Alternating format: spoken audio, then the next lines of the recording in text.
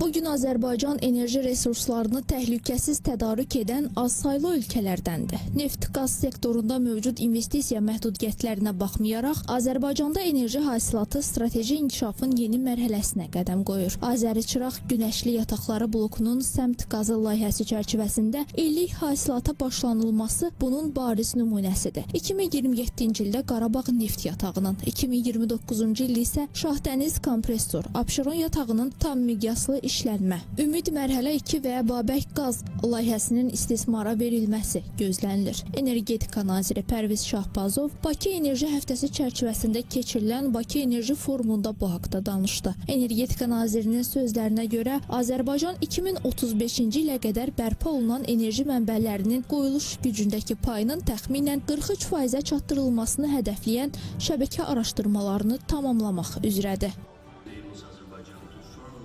Implement its green agenda while also facilitating the establishment. Azərbaycan həm öz yaşıl gündəliyini qətiyyətlə icra edir, həm də Xəzər regionu, Cənubi Qafqaz, Türkiyə, Mərkəzi Asiya və Avropa arasında elektrik enerjisi dəhlizləri yaradır.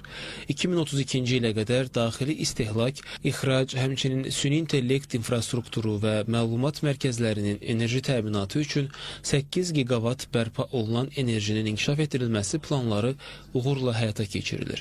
Bu güclərin 2 gigavatının milli enerji şəbəkəsinə inteqrasiyası gələn il başa çatacaq.